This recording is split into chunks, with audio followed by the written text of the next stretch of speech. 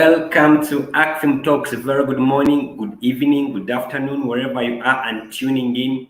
This is ACFIMTalks, and today we are discussing a very interesting topic it keeps coming up in the politics of Uganda, and again we are at it. Parliament in focus, the bloated numbers. Is it about the politics of numbers?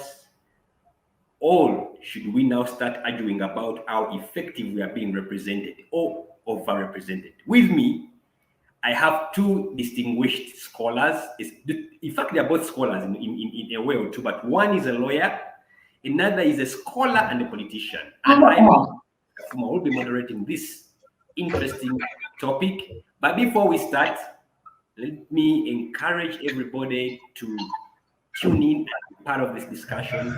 We are live on all our social media platforms, on Facebook, ACFIM, on YouTube, ACFIM Uganda, and Twitter at ACFIMUG. You can catch us there and be part of this. Send your questions, your comments. And yes, also keep liking our page and our account, and that you will surely be getting the notifications. But before we start, let me first set the stage. Why are we here? Why are we discussing this topic today?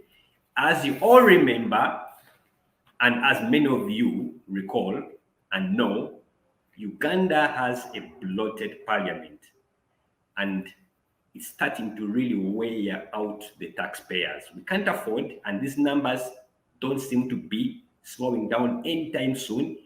And the question is whether they are intended to serve Ugandans or to serve as a tool of entrenching the regime.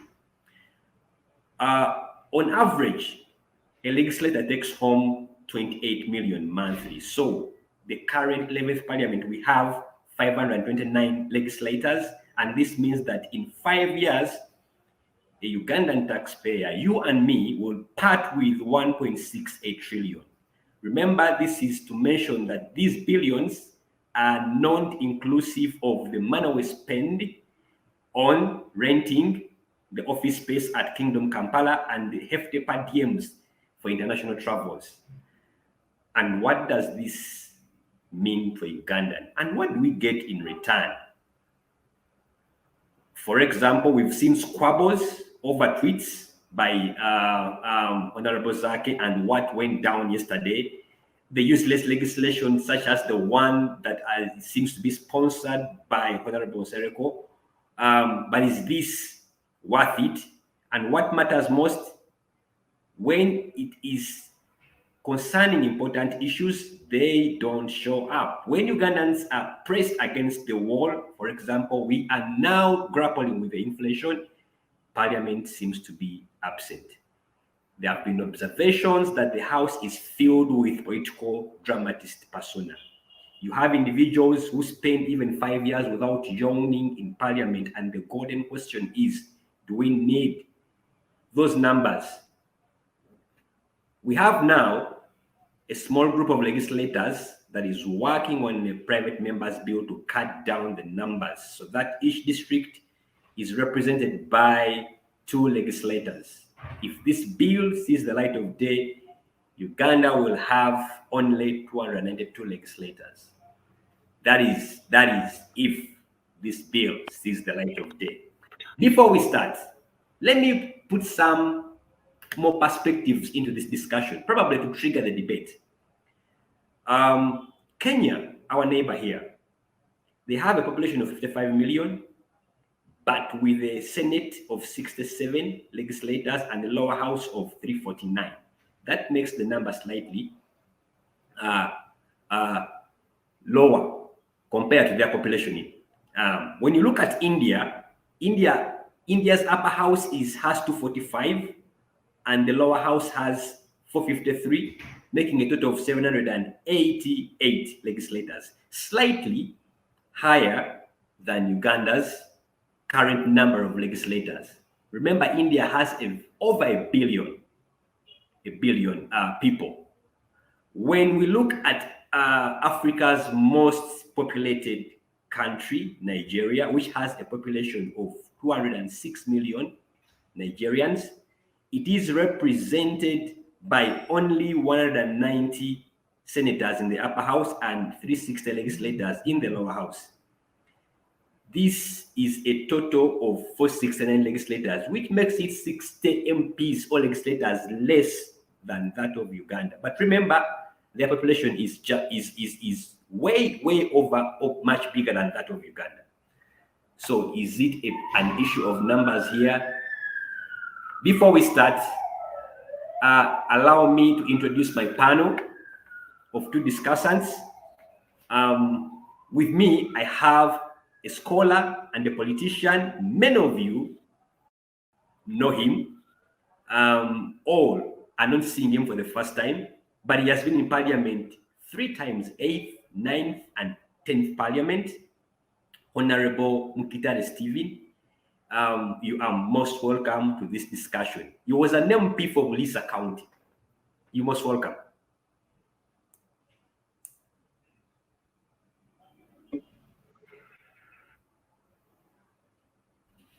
Okay, I saw my good friend, old friend, Council Isaac Kimaze, but as he joins, let me introduce, yes, Council Semakade is there. It's good to have you. It's good to see you once again, Council Semakade. Those of you who are seeing him for the first time, I don't know whether he's been in Uganda that long enough, but he is a firebrand lawyer and he refers to himself as a legal rebel and is the founder of the Legal Brains Trust. He's known for defending human rights, and he also refers to himself as an anti-clockwise thinker. Council Semakade, you're most welcome. Can you hear me? I think you're muted. Yes. Oh. Yeah, I can hear you now. Am I clear now? You are most welcome. Okay. Let me start with honorable. And let me put yes, this to you. Are you getting me now?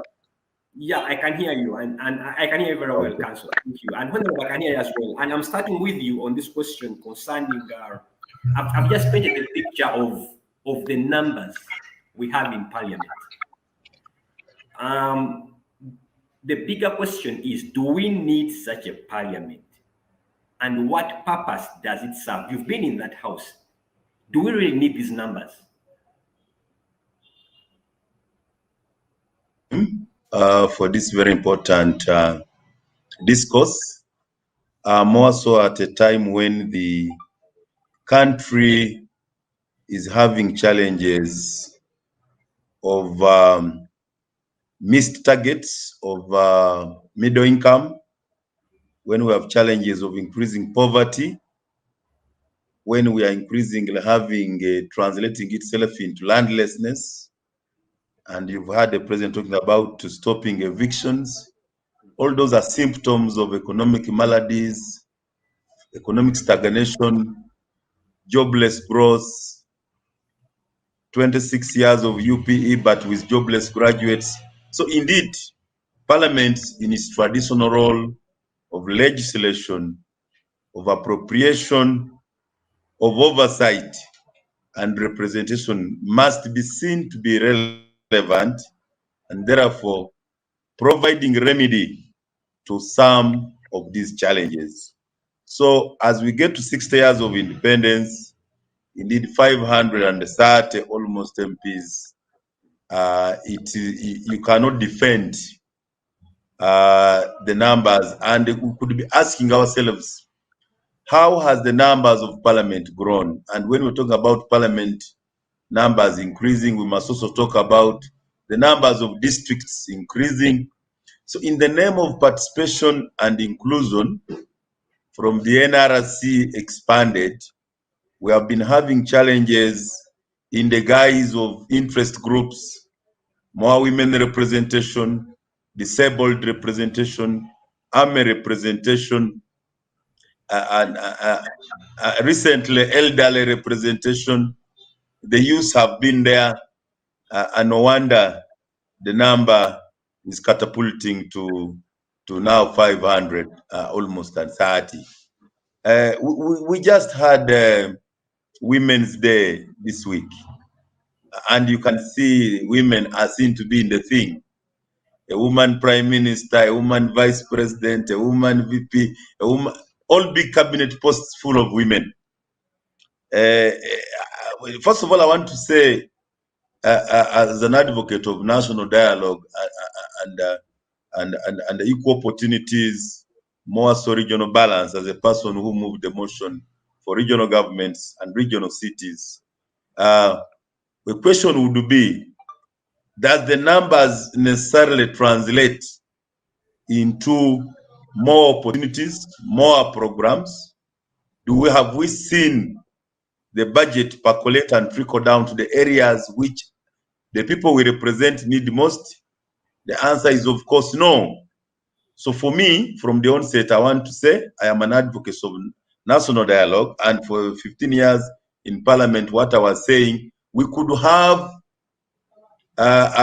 in this NDP3 of the Vision 2040 to rethink, to review the decentralization we wanted in form of districts, and also the representation we intended to deliver.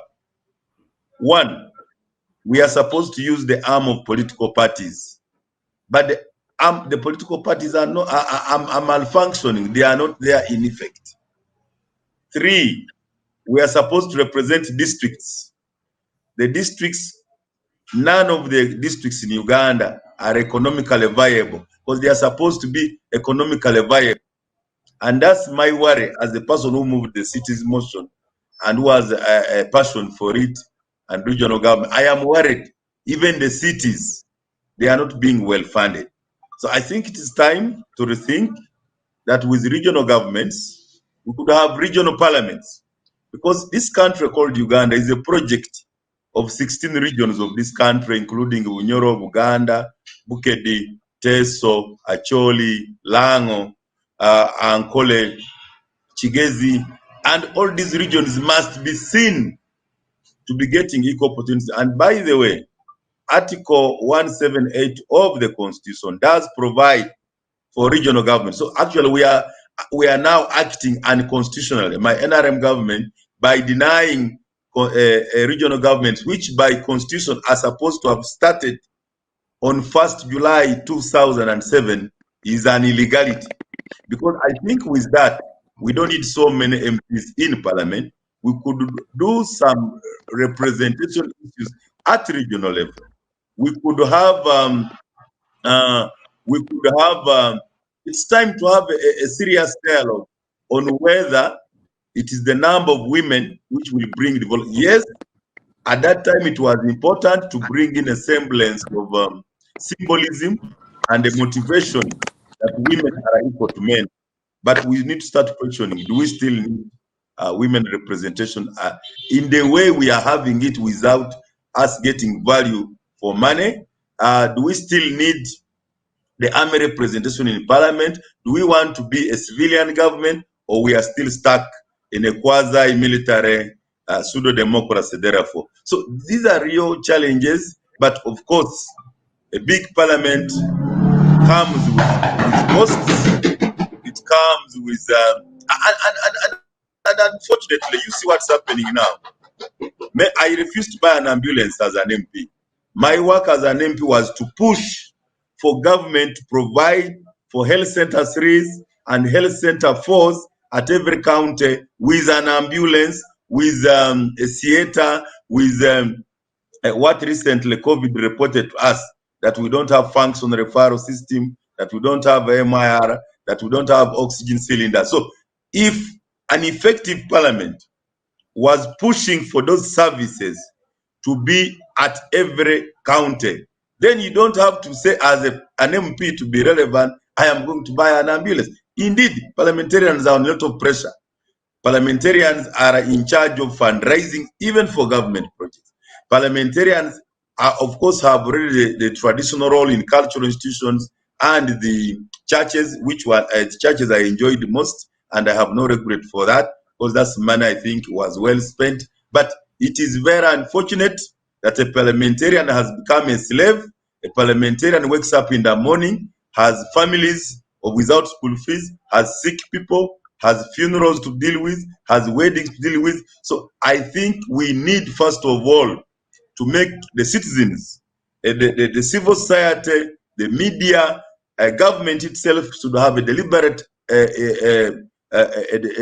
deliberate effort to make sure that the role of a member of parliament is understood. Before I talk about the numbers, I want us to understand the role of parliament. And if we do, parliamentarians will be more interested in the Vision 24, in the NDP 3, in the budgets, and then that would also make them, their numbers would be secondary, but would say it's a relevant parliament, it's dealing with the challenges of the day. But if we don't do that, then being a parliamentarian has become one of the most laughable things. I am now getting respect because I'm out of parliament. But when you are in parliament, whatever they see you, they think you want more money for a vehicle, they think you are increasing your salary. And by the way, for the 15 years in parliament, not a single day did I discuss my emolument. These things are done by the parliamentary commission, chaired by the speaker, with Minister of Finance, and the constitutional Minister of Finance is actually the president. So but you find everybody, media is bashing the parliamentarian. These things, these monies, whether silencing MPs or giving them vehicles, is done by the president himself as the constitutional Minister of Finance, the speaker as the chairman of the parliamentary commission. Rarely does even a parliamentarian discuss as well. Thank you. Interesting. I think I had a follow-up question. I hope Council can come back, get back on, because for instance, if it is done by the Primary Commission, as a legislator, you also have the responsibility of saying, no, this is too much burden on taxpayers. I will not accept those proposals. But that's a debate for another day. Council, let me bring you in here. What is the value add, in all honesty, what is the value add of such a big parliament to Ugandans?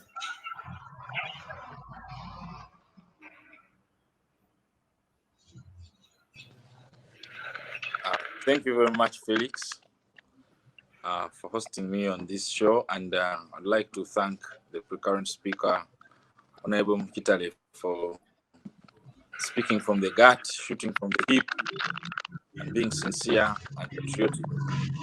There are very few of his kind in politics today.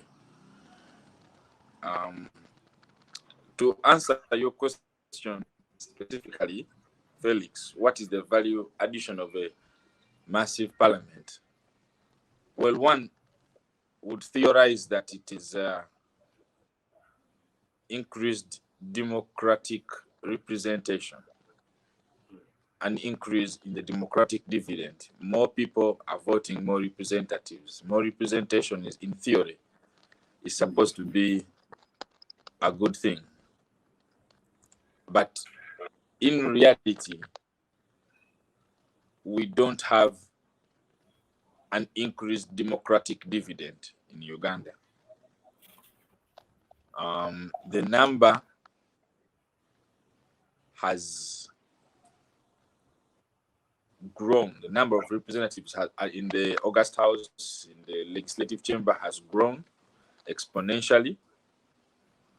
But the quality and even quantity of representation has stagnated. In fact, Parliament is far more powerless today than it was in earlier editions.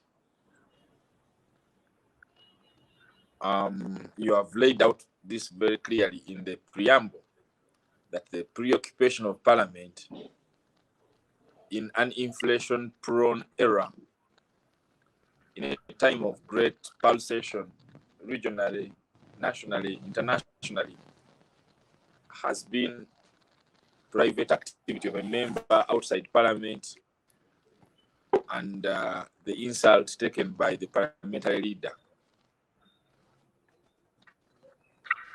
So again, it shows that Parliament has been anti-democratic in its posture. It has been, if the vote of yesterday also is correct, you have legislators that have been promoting intolerance, have been glorifying intolerant leadership, have been glorifying insulation of leaders from criticism as one of the urgent priorities. So, in short, you have too many parliamentarians without parliamentarianism in them, and that's a tragedy for the country. Yeah. I hope I answered that question properly. Yeah, you have really answered the question, and you've touched a couple of things concerning quality,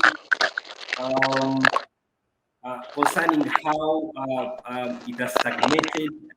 You talked about the increased democratic dividend in theory, but there's something here because when you look at the bill, the taxpayers, I think I've lost the market, but let me first bring in here, Honorable. It talks about the issue of quality, because I have, for example, I have followed the 7th Parliament, the 8th Parliament. You see a very stark difference between those parliaments and the 11th and the 10th Parliament. We seem to... Why is it that the numbers don't seem to correspond with the quality? Have we lowered the bar, that we have more numbers, we've let in more fish, but we have less goldfish in there? We have more of silverfish.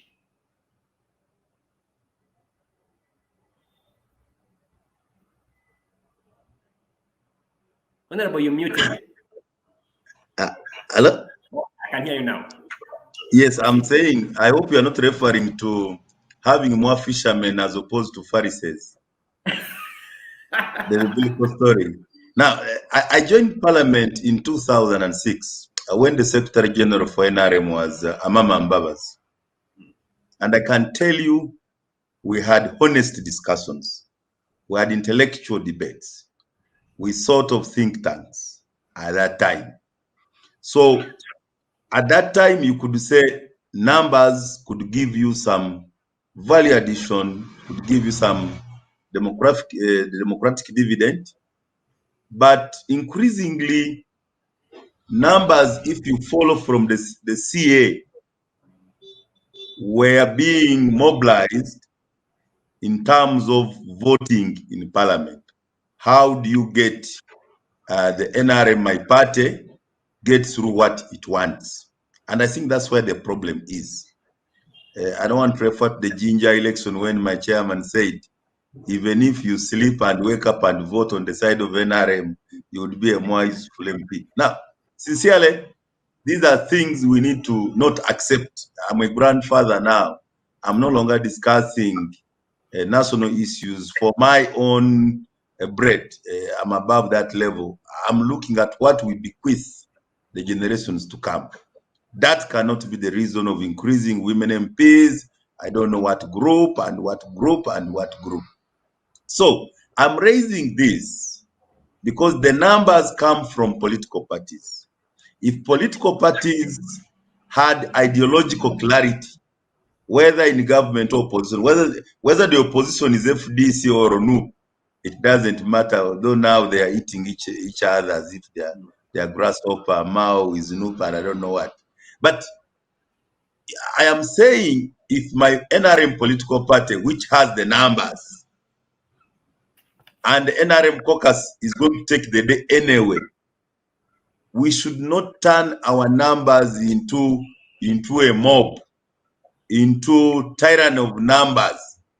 Because we have the numbers, NRM has brought something, the loan has come for a hospital on Entebbe Road, and we just pass because we are NRM. It's not proper. It's not proper. I remember my first time I abstained was not this, the age limit thing. My first time I abstained as a person who used to come to Kampala around Shimon. I abstained in taking a vote on demolition of Shimon College and primary school for a Chogam hotel called Kingdom, which never anyway happened. And I thank God I never voted that way. But to my NRM party, I was supposed to be disciplined. I opposed the Ujagali project because I knew a PPP would kill us. I'm happy my president, after 12 years, said, oh, this was a very big mistake. I opposed the Uganda borrowing for refugees. After 6 months, I was blamed. After 6 months, the president agreed with me. I opposed the budget when I found it was not aligned to the NDP 2. And that fiasco where I was being taken by Amambabazi, the prime minister, and secretary and the chief whip, Justin Lumumba, for disciplinary, I ended up taking the day and NRM forming a presidential advisory committee on budget. So I think it is possible to engage. But if that NRM caucus, which has the numbers anyway, and parliament operates on numbers, could have some semblance of the discussion we had in the 8th parliament. I saw it deteriorating in the 10th parliament, and it was worse. It became worse by the time I left in 10th parliament. So it is true that parliament is increasingly becoming intolerant, very radicalized, very sentimental, very fanatic, extremist, and that's not good for the country. Because a parliament, one of the reasons why I'm an advocate of national dialogue, parliament is a dialogue. When you have one side without the other, it's called a monologue. I'm not talking about the other monologue you used to talk about. It becomes a monologue. So parliament adds value if it is a dialogue. And the opposition should not be criminalized. Opposition should not be demonized. Opposition is not adversarial. Opposition is an alternative. And that's why all these we should be looking at options, and alternative comes with alternative policies, and we discuss. I'm coming from Blissa, the oil and gas area.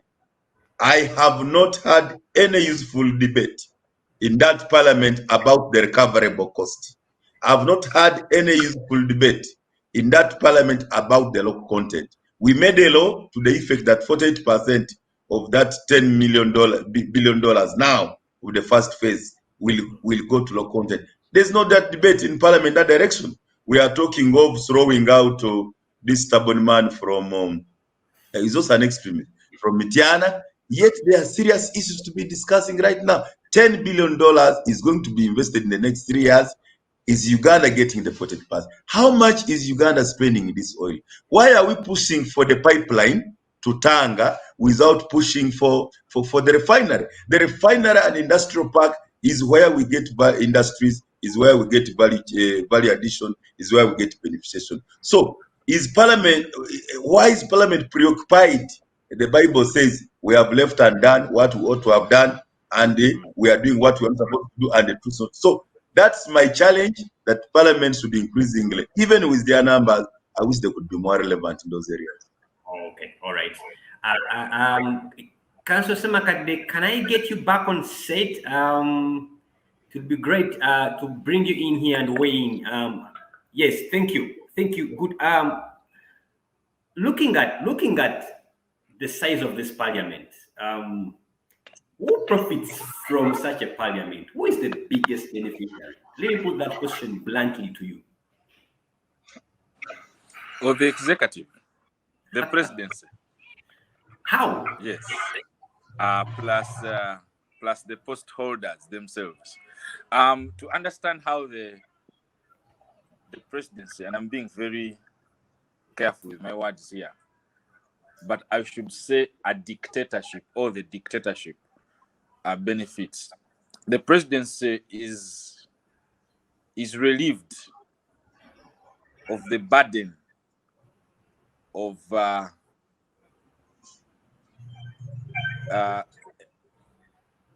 clear and sharp parliamentary oversight function. You see, too many cooks spoil the broth. You know, it is much harder now for voices of reason, like that of Honorable Stephen here, to stand out in a parliament of sleepers, fishermen or fisherwomen, and fascists, radicals, as he has really laid it out. So when you create a gang that is oversized, you can get out with so much. I think this has been properly written about by Gene Sharp in the book From Dictatorship to Democracy, where he argues that dictators can create dictatorship, can influence dictatorship by appearing to democratize, create more elections, more electable posts. You know, that should not be very difficult to comprehend. And actually, it is the smart dictatorship. And President Museveni should be commended. He shall be commended in history for having been one of the early transformers, to use that word in the most vulgar form. Other dictators continue to refuse elections, to keep parliament small, but smart ones understood what Sharp explains and says that actually you can destroy democracy through democracy. You know. So to answer your question, who is the biggest beneficiary? It is the president. It is a dictatorship. It is, and all the forces and interests that a dictator promotes, like imperialism, nepotism, hegemony, all the evils, and all the evil people that can hide behind an unfettered presidency, they benefit because parliament becomes, quite frankly, a joke. If it is too oversized to function properly. Wow. Yes. Wow. Thank you so much. That's my answer. I'm going to come back on that one because I'm going to build another point, which leads us into another question after the break. Let's break for a minute, then we'll resume this discussion.